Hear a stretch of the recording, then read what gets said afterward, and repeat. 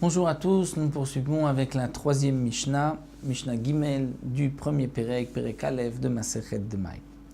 Donc, comme nous l'avons vu dans les deux premières Mishnayot, lorsqu'un homme achète une récolte à un Ma'aretz, un ignorant, puisqu'on ne sait pas s'il a prélevé les Trumot ou Maasrot, les prélèvements que normalement nous devons prélever sur ce qui a poussé sur la terre d'Israël, donc pour cela, nous devons prélever Midera Banan, d'ordre rabbinique, les prélèvements, puisque nous ne savons pas si ça a été fait.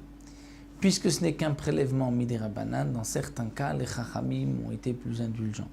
Comme par exemple dans le cas de la Mishnah ici, Alokeach lezera velabehema, celui qui achète d'un Amaret, d'un ignorant, des grains de blé pour les semer, non pas pour les manger.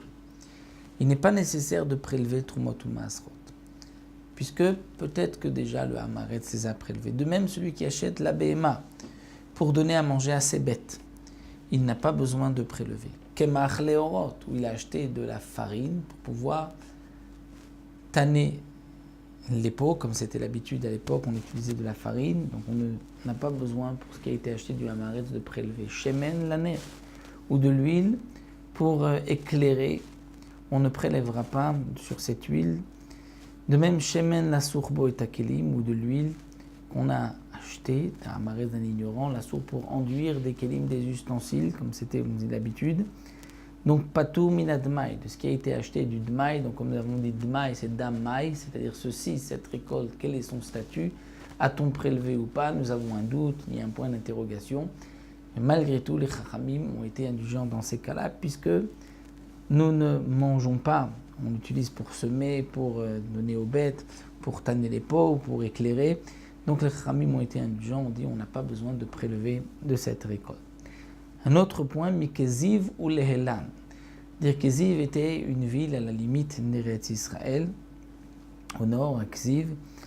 La Patou Minadmaï, on était dispensé du Dmaï. Comme explique le Barthénoura, il y a plusieurs Kedushot, comme nous savons, plusieurs saintetés sur Eretz Israël, puisqu'il y a eu d'abord la conquête de ceux qui sont sortis d'Égypte, les Mitzrayim, et il y a eu ensuite la conquête à l'époque de Ezra des Olé Babel, de ceux qui sont montés de Babel. La première Kedusha, après la destruction du Beth Amikdash, la première Kedusha s'est annulée. Il a fallu ensuite renouveler la sainteté d'Eretz Israël à l'époque de Ezra.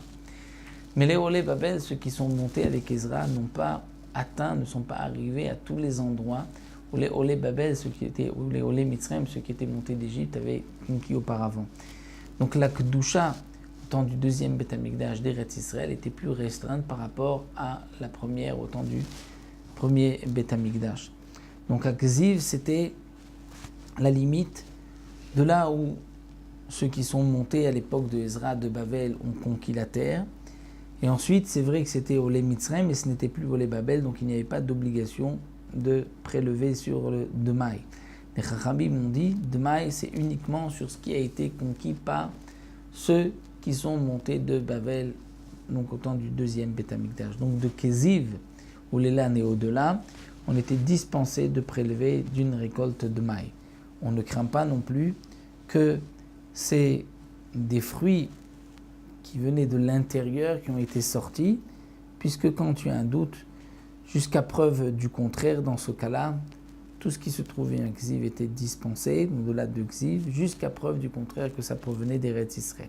Inversement, ce qui a été trouvé en Eretz Israël, on ne pensera pas que ça vient de l'extérieur, que ça a été importé. On dira jusqu'à preuve du contraire, ça provient d'Eretz Israël. Donc, de Kziv ou l'Elan, Patour, on est dispensé du Dmaï. Si on a acheté d'un Hamaretz, on ne devra pas prélever au-delà de Kziv. De même, Chalat Hamaretz, la Chala, c'est-à-dire un Hamaretz qui a demandé à un Chaver, comme nous verrons. Donc le Chaver, c'est celui qui fait attention, Troumat Mas, qui fait attention aussi à tous les dynimes de pureté et d'impureté. Le Hamaretz lui a demandé de préparer une pâte. Donc le Chaver a préparé la pâte, il prélève la terouma et il veut la donner à un Kohen, Chaver, un Kohen qui fera attention, qui mangera la chala en état de pureté. Donc cette chala du Hamaretz, elle est aussi dispensée du dmaï. C'est un chaver qui a prélevé la chala, qui a fait la pâte, parce que sinon, si c'est du hamaretz, on craint qu'elle soit impure, et donc on ne peut pas manger la chala impure. Mais lorsque le hamaretz a demandé au chaver de préparer la pâte, donc question de pureté, d'impureté, il n'y a pas de problème. Le Kohen qui recevra la chala peut manger la chala. La seule question, c'est est-ce que le hamaretz a déjà prélevé ou pas cette dmaï. Là, les chachamim ont été indulgents, on dit patour. Valakoua va medouma, ou bien s'il y a une récolte medouma, c'est-à-dire le hamaretz a mélangé un CA de terouma à moins de 100 CA de choulim. Donc tout devient medouma, il a donné au Kohen, on est dispensé puisque c'est dmaï de prélever. Valakoua bekesef maaser sheni, ce qui a été acheté avec l'argent du maaser sheni, comme nous avons vu que le maaser sheni, ce prélèvement devait être monté à Yerushalayim.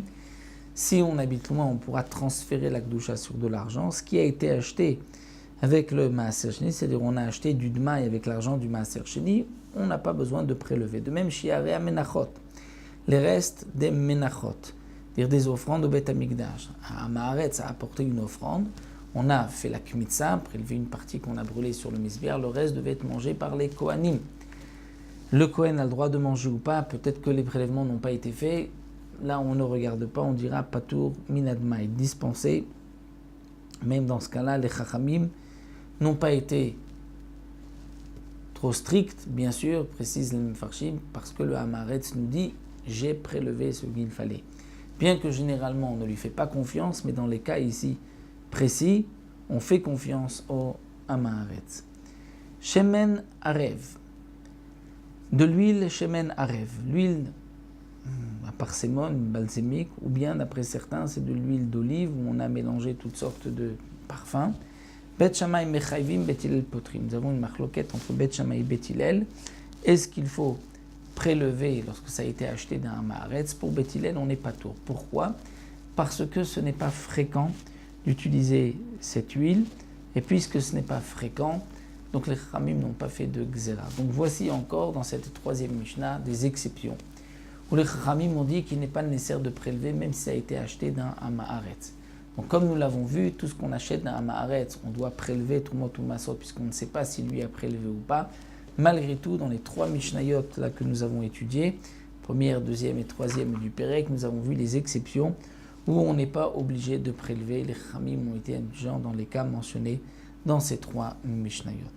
Voilà, nous retrouverons pour la quatrième Mishnah, qui est aussi la dernière Mishnah de ce Pérec, un petit Pérec de 4 Mishnayot.